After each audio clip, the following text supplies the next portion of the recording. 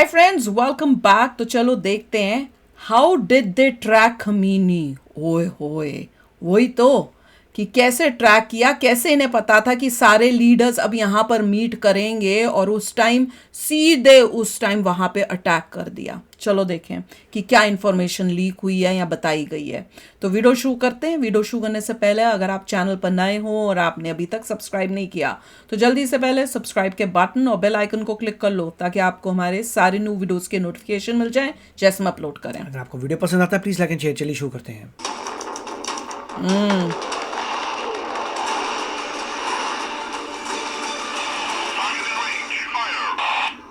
वाह, ओ ले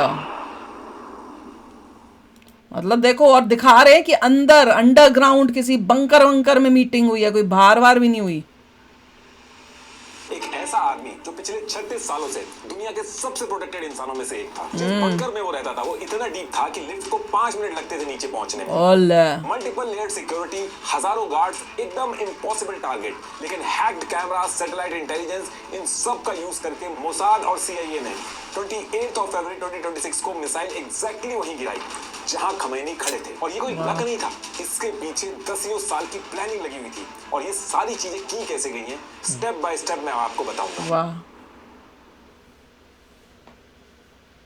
देखिए, ईरान के अंदर खमैनी के पावर में आने के बाद ईयर 2017 तक हो ये रहा था कि न्यूक्लियर प्रोग्राम को खत्म करने के लिए अगर इजराइल ईरान के साइंटिस्ट मार रहा था तो खमैनी नए साइंटिस्ट अपॉइंट कर ले रहे थे। इजराइल अगर जाके न्यूक्लियर साइट्स उड़ा रहा था तो खमैनी उस प्रोग्राम को दूसरी लोकेशन पे शिफ्ट कर ले रहे थे, जैसा कि हमने अपनी पहले की वीडियो में भी डिस्कस किया। कुल मिला के एक डेडलॉक सिचुएशन बनी हुई थी जिसमें इजराइल जो कर रहा था उससे ईरान का जो न्यूक्लियर प्रोग्राम था वो स्लो तो हो रहा था पर रुक नहीं रहा था, खत्म नहीं हो रहा था, लेकिन हमेशा के लिए खत्म नहीं हो पा रहा था क्योंकि खमैनी और उनकी लीडरशिप उसको बार बार रीबिल्ड कर ले रही थी। और ये जो टाइम चल रहा था, इस पर्टिकुलर टाइम तक इजराइल के एजेंडा के अंदर खमैनी को मारना इनका एम नहीं था, न्यूक्लियर प्रोग्राम को खत्म करना इनका एम था। लेकिन इसके एक साल बाद 31 ऑफ जनवरी 2018 को एक ऐसी चीज होती है जो कि इजराइल की सारी स्ट्रेटेजी में एक बहुत बड़ा शिफ्ट लेके आ जाती है। होता क्या है कि तेहरान के शिरोबाद के एक वेयर हाउस के अंदर ईरान ने छुपा के न्यूक्लियर प्रोग्राम के जितने भी ओरिजिनल डॉक्यूमेंट थे, डिस्क थे, उनको सीक्रेटली रख रखा था। और सेम डे मोसाद वहां पे पहुंच के ब्लू टॉर्च से जो लोहे के सेफ वगैरह थे इनको काट के करीब आधा टन डॉक्यूमेंट्स और डिस्क ट्रक में चुरा के इजराइल ले आती है। अब मोसाद ने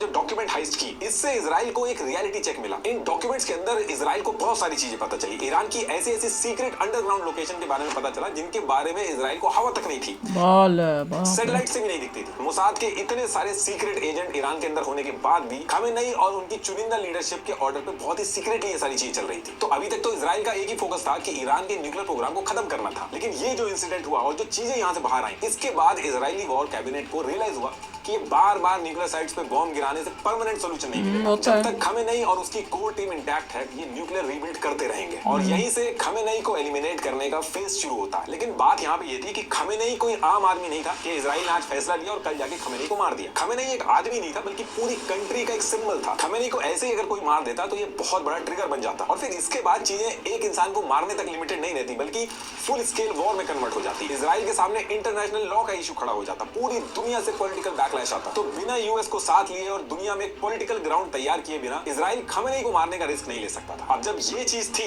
तो यहाँ से इजराइल ने अपने प्लान में एक स्ट्रेटेजिक डिले लिया कि अगर खमेनी को मारना है तो उसके लिए सही टाइम और कंप्लीट इंटेलिजेंस प्रिपरेशन से ये काम करना होगा। देखिए, रेगुलरली वॉर, क्राइसिस, इन्फ्लेशन, इन सब की बात सुन के हम ऑलरेडी इतना स्ट्रेस में रहते हैं और उसके ऊपर से इंडियन सिटीज में बढ़ता पोल्यूशन के साथ मिक्स होते हैं तो स्किन में डल सरफेस लेवल पे नहीं मूव होते हैं। बिना skin starting price of Israel ने दो चीजें साइमल्टेनियसली स्टार्ट की।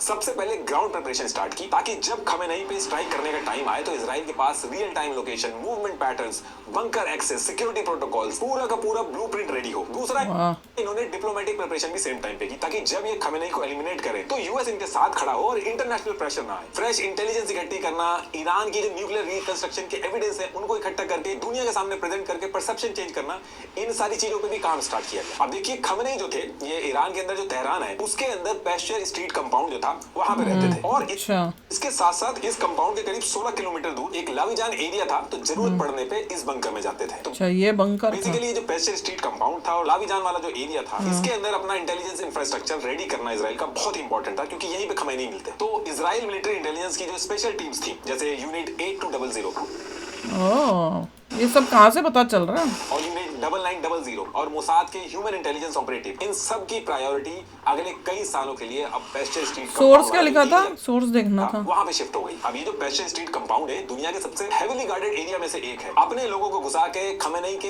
इनर सर्कल को पेनिट्रेट करना इतना आसान नहीं था। नहीं, उन्हीं के अंदर के जो लोग थे उन्हीं को अपनी साइड मिलाया है, इनसाइड लोगों को ही। इंटेलिजेंस ने इस पेस्चर स्ट्रीट कंपाउंड का ब्लूप्रिंट स्टडी करना स्टार्ट किया। अब जहां से आपका क्वेश्चन होगा कि जो पेस्चर स्ट्रीट कंपाउंड है जो बार बार मैं नाम ले रहा हूँ, ये एरिया एक्चुअली है क्या, तो देखिए इस कंपाउंड के बारे में भी एक बार आपको बता देता हूँ, क्योंकि इसको समझे बिना खमेनेई को किस तरीके से मारा गया वो समझना बड़ा मुश्किल होगा। तो तेहरान के अंदर एक पेस्चर स्ट्रीट रोड है और इस रोड के बगल में 30 एकड़ का 630 एकड़ चौड़ा और 770 मीटर लंबा एक एरिया है। इसी एरिया को पेस्चर स्ट्रीट कंपाउंड, इसमें घर वर है, कभी कभी मोताहारी कॉम्प्लेक्स भी बोलते हैं। और इस कंपाउंड के अंदर अगर आप ये यहाँ पे देखोगे तो ये जो बैत ए रहबरी है, यहाँ पे खमेनेई का घर और ऑफिस है। कई बार अच्छा, ये न्यूज में इसको हाउस ऑफ लीडरशिप भी बोलते हैं। और खमेनेई के इस बैत ए उसका अलग से देखा है, पूरा हरियाली चारों तरफ इतनी। कंपाउंड के अंदर ही एक इमाम खोमेनेई हुसैनिया नाम से एक एरिया है जहाँ पे खमेनेई पब्लिक से मिलते हैं। और अच्छा, उसने अपना एक पब्लिक है, जैसे राजाएं नहीं होते थे कि यहाँ पे हम पब्लिक से मिलेंगे। ये देखोगे तो इधर ईरानियन प्रेसिडेंट का ऑफिस है, supreme national security council, Khamenei के जो बेटे मुज्तबा खमेनेई हैं, इनका भी ऑफिस यहीं पे है। अच्छा। और इस कंपाउंड से थोड़ी दूर पे इस तरफ आप देखोगे तो supreme court, ministry of intelligence का हेडक्वार्टर, IRGC हेडक्वार्टर, ऐसे 50 से भी ज्यादा टॉप ईरानी गवर्नमेंट के ऑफिसेस हैं उसी इलाके में। तो इससे आप आइडिया लगा सकते हैं कि कितनी इंपॉर्टेंट और सिक्योर जगह होगी। इस पूरे कंपाउंड को 3 लेयर में सिक्योर किया गया था।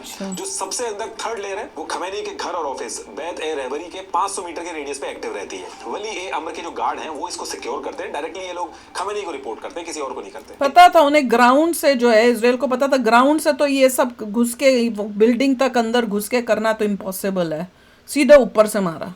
इसके बाद जो सेकंड लेयर है तो वो 350 मीटर के रेडियस तक एक्टिव रहती है।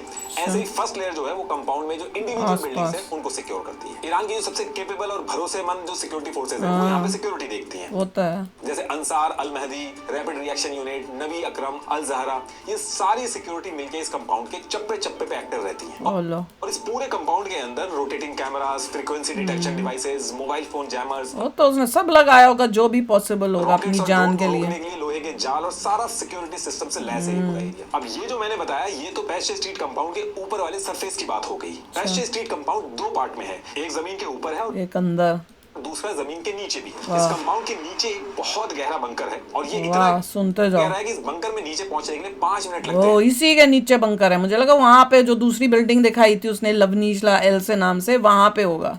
और Khamenei most of the time इसी बंकर में रहते हैं, बस कभी-कभी दिन के टाइम पे घर के ऊपर वाले एरिया में आते हैं। ओला, सुन लो। और ऐसा नहीं है कि बस एक छोटी सी जगह पे बंकर बन गया है, ये बंकर पूरे तेहरान के नीचे नीचे जुड़ा है और 5 किलोमीटर वाह, मुझे तो हमास याद आ रहा है जैसे उसने किया हुआ था। के एरिया में टनल नेटवर्क के थ्रू फैला हुआ है और जितने भी इंपॉर्टेंट प्लेसेस होते हैं वहां से कनेक्ट करता है। सबको कनेक्ट करके रखा हुआ है। नीचे ही मूव कर करके कहीं भी उनको जाना है तो वहां वहीं पहुंच से सकते जाता हैं। था। 8 से ज्यादा मतलब अपनी प्रोटेक्शन के लिए बाहर जमीन पे भी ना आना पड़े, इधर से उधर जाने के लिए उसने जहां जहां जाना है ऑफिस के लिए नीचे से ही जाऊंगा ताकि कोई भी मुझे कुछ अटैक ही ना हो पाए कभी भी। एंट्री और एग्जिट गेट है, उसे अपनी जान इतनी प्यारी थी जहां से नीचे नीचे ही खमेनी निकल सकते हैं। वही। जो मैप पे आप रेड लाइन देख रहे हैं ये पूरा अंदर का रूट है जहाँ पे एंट्री एग्जिट पॉइंट्स हैं। और ये जो 8 एंट्री एग्जिट गेट्स हैं ये सरफेस के ऊपर इंपॉर्टेंट बिल्डिंग्स में जाके खुलते हैं। जैसे 2 गेट्स मल्टी स्टोरी पार्किंग में ओपन होते हैं, एक गेट साहब अल जमान स्कूल के पास ओपन होता है, स्कूल भी, दूसरा गेट वैक्सीनेशन सेंटर के पास, ऐसे ही एक गेट बच्चों के फुटबॉल ट्रेनिंग स्कूल के पास और एक गेट तौहीद मॉस्क और खुदाई स्कूल के नीचे खुलता है। और जो मेन एरिया जहाँ पे खमेनेई की कमांड पोस्ट वगैरह थी वो एक हॉस्पिटल है, शाहीद सुनिदेई मेडिकल सेंटर,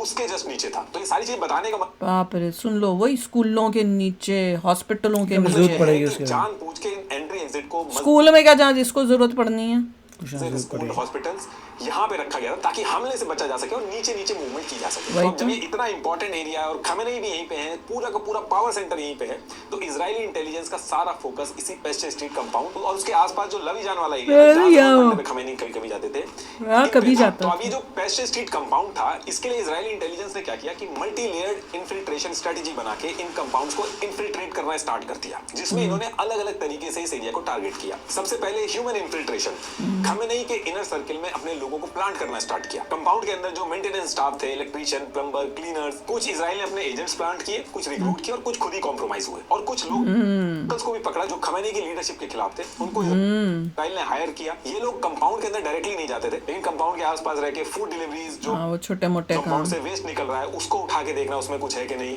कंपाउंड की मूवमेंट रिपोर्ट करना, ये सारे काम करते थे। इस कंपाउंड के अंदर से जो कचरा निकल रहा था उसको भी एनालाइज किया जाता था। वही तो सुन के मेरा हुआ, ओ कचरे को ना एनालाइज कर रहे हैं। इसके साथ साथ हैवी टेक्निकल सर्वेलांस भी स्टार्ट किया गया। खमेनी के guard, drivers, doctors, Israeli company NSO group के स्पाईवेयर पेगासस से इनके फोन हैक करना स्टार्ट किए। इसके साथ साथ रूट मैपिंग भी की गई। जितने एस्केप रूट्स थे, हर बंकर की एंट्रेंस, मूवमेंट, सब कुछ मैप किया गया। एग्जिट और एंट्री गेट किस बिल्डिंग से कनेक्ट करते हैं। और इसके साथ साथ इजरायली इंटेलिजेंस ने ईरान में हजारों ड्रोन स्मगल करके लाए और उनको अलग अलग एरिया में छुपाना स्टार्ट कर दिया। अभी ड्रोन क्यों लाएगा ये स्मगल करके, ये भी आगे आएगा जब यूएस और इजराइल के जेट्स एंट्री करेंगे खमेनी को मारने के लिए।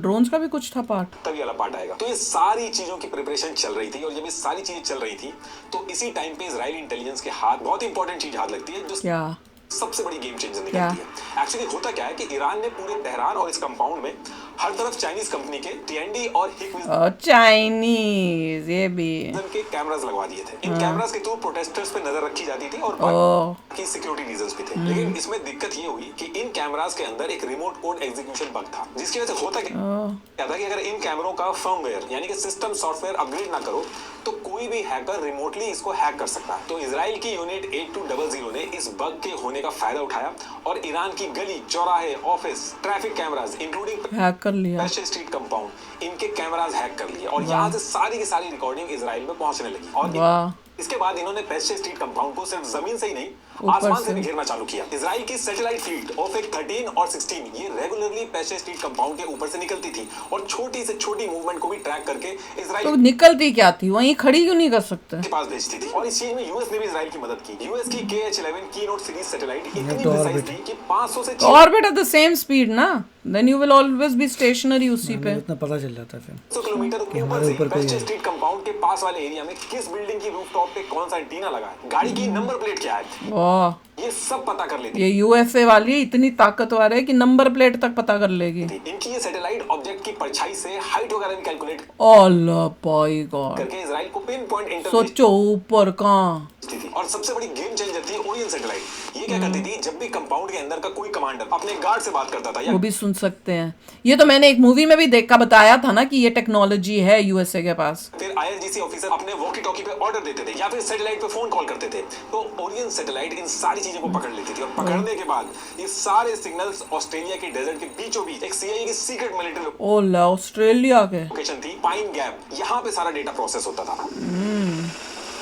खमेनी की छोटी से छोटी डिटेल के लिए किस लेवल तक ये लोग पेशे स्ट्रीट कंपाउंड के अंदर घुस चुके थे, मतलब कुछ नहीं छोड़ा, जो कर सकते थे उन्होंने सारा किया है, मतलब बहुत ही।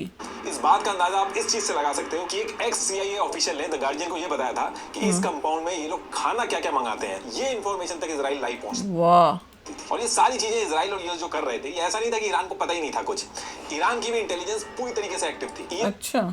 2023 आते आते सिचुएशन ये हो गई थी कि खमेनी के आसपास जितने भी लोग थे, चाहे वो गार्ड हो, सिक्योरिटी टीम हो, स्टाफ हो, इनमें से किसी को भी इलेक्ट्रॉनिक गैजेट या फिर ऐसी चीज जो सिग्नल ट्रांसमिट करती, वो क्योंकि पेजर फटे थे ना, जब वो पेजर फटे होंगे तब इन्होंने फिर उन सबको हटाया था, याद आ गया मुझे। ये रखना ही अलाउड नहीं था। इनफैक्ट ईरान की सुप्रीम नेशनल सिक्योरिटी काउंसिल के सेक्रेटरी अली लारिजानी जो थे, उनको तक जब नीचे बंकर के अंदर खमेनी से मिलने बुलाया जाता था तो आंख में पट्टी हेलो देखो, उसको किसी पे भी भरोसा नहीं है और वो इतना अपनी जान उसको इतनी प्यारी थी कि देखो क्या क्या करता था। जाता था। दूसरों की जान की कोई कीमत नहीं है, पर उसको अपनी जान देखो। और खमेनी की जो सिक्योरिटी टीम थी वो यूएस और इजराइल की जो सैटेलाइट थी, इनसे बचने के लिए इनकी सारी डिटेल्स कैलकुलेट कर चुकी थी। इनकी सैटेलाइट कितनी हाइट पे है, कितनी स्पीड से मूव करती है, ऑर्बिट कब कंप्लीट करती है, कितना टाइम लगता है, ये सारी चीजें इनको पता थी। और ये सारी चीजें कैलकुलेट करके लोगों ने लिमिटेड टाइम विंडो निकाल लिया था और फिर उसी के हिसाब से खमेनी के कॉन्वॉय की जो मूवमेंट होती थी, जब वो नहीं होगी, सैटेलाइट मूव आउट हो जाती होगी, उस एरिया से, तब ये करते होंगे। मीटिंग होती थी या फिर बंकर में से शिफ्ट करना होता था, ये सब सैटेलाइट के बीच में जो टाइम विंडो मिलती देखा, वही मैंने कहा थी इसी टाइम पे किया जाता था। और पेस्टर स्ट्रीट कंपाउंड में भी एक दूसरे से इंटरनल कम्युनिकेशन जो होता था वो पकड़ा ना जाए, इसके लिए ईरान की सिक्योरिटी टीम ने पूरे पेस्टर कंपाउंड को फाइबर ऑप्टिक केबल नेटवर्क से जोड़ दिया था। इन लो कर लो। केबल्स में डेटा लाइट पल्सेस से ट्रैवल करता है, तो जो ओरियन सैटेलाइट थी वो इनको पकड़ नहीं पाती थी। कोई और नहीं है जो पकड़ ले, कोई ऐसी ये सैटेलाइट? सारी चीजें करते करते सितंबर 2023 का टाइम चल रहा था और इजराइल और ईरान के बीच सर्विलांस काउंटर सर्विलांस का गेम एज इट इज चल रहा था।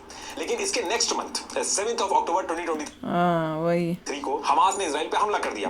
ये बहुत बड़ा ट्रिगर पॉइंट बन गया था इजराइल के लिए। दुनिया की भी जो सिंपैथी थी वो इजराइल के साथ आ गई थी और इजराइल ने सारा का सारा ब्लेम ईरान और ईरान की जो प्रॉक्सी थी हिजबुल्लाह हमास इनके ऊपर डाला। और डाला क्या किया ही उन्होंने, और इनकी प्रॉक्सी के ऊपर एक्शन लेना तो स्टार्ट किया। और इसके साथ साथ जो इतने टाइम से पेस्टर स्ट्रीट कंपाउंड के आसपास के एरिया में खमेनी को मारने के लिए जो एक्टिविटीज चल रही थी ये बहुत ज्यादा तेज हो जाती हैं टाइम पे। मोसाद के जो एजेंट्स थे इन पेस्टर स्ट्रीट कंपाउंड में इनका डिप्लॉयमेंट डबल हो जाता है और जहां से खमेनी को मारने का जो प्लान था अब एग्जीक्यूशन मोड में शिफ्ट हो जाता है। वाह, वही तो कह रहे हैं। पहले जो यहाँ पे भी न्यूज़ थी, जब मैंने हम लोगों ने सुना है ऑफिशियली, मतलब जो यूएसए के ऑफिशियल्स बोल रहे थे, इजराइल के ऑफिशियल्स बोल रहे थे, उन्होंने ये कहा था ये कोई आज की बात थोड़ी कोई, और हमने भी कई वीडियोस की थी जिसमें हमने भी बोला था कि ये कोई आज थोड़ी कोई हो गया है, इसमें तो सालों तक वो कर रहे थे और उनका कोई इरादा भी नहीं था कि इस दिन करना है। उनका प्लान जो किया गया था वो तो बहुत लेटर था। और वो बंदा कहीं मीटिंग के लिए बाहर निकला था और वो इन्हें पता चल गया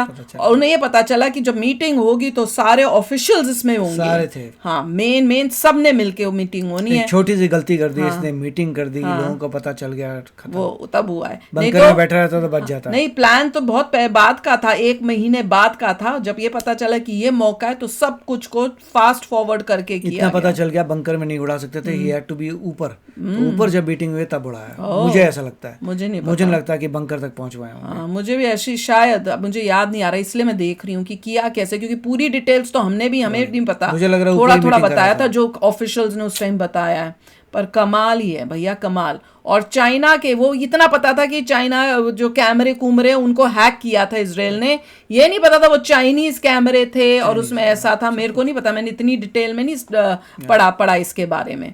तो काफ़ी इंटरेस्टिंग है। अब देखते हैं आगे क्या क्या करते हैं। और देख लो कि यूएसए के पास कैसी कैसी ऐसी कमाल की सैटेलाइट्स हैं जो इतना क्लोजली भी देखती हैं और साथ में आपको सुन के उनकी बातों का भी आपको पता चल जाता है। और ईरान देखो वो कितना चालू था, उसको भी पता था, तो वो क्या करता था भैया, उसने उसके भी तोड़ की आवाज ना सुनाई दे तो क्या करना है, और क्या जब सैटेलाइट से देखते हैं तो कब नहीं देख पा रहे तब क्या करना कोई है। वाईफाई नहीं, सीधा लैंडलाइन से। अभी भी तो यही हो रहा है, अभी भी जो है उनकी एक दूसरे के साथ है ही नहीं, वो डरे पड़े हैं अभी तक। तो चलो यार, आप भी शेयर करना अपने थॉट्स। चलते हैं, मिलेंगे नेक्स्ट वीडियो में बहुत ही जल्द। Till then take care and bye bye. तो अगर आप मेरे इस चैनल पे नए हो तो जल्दी से सब्सक्राइब के बटन को हिट करो और बेल आइकन को क्लिक करो ताकि आपको मेरा जब नया वीडियो मैं लगाऊं आपको उसके बारे में जल्दी से पता चल जाए।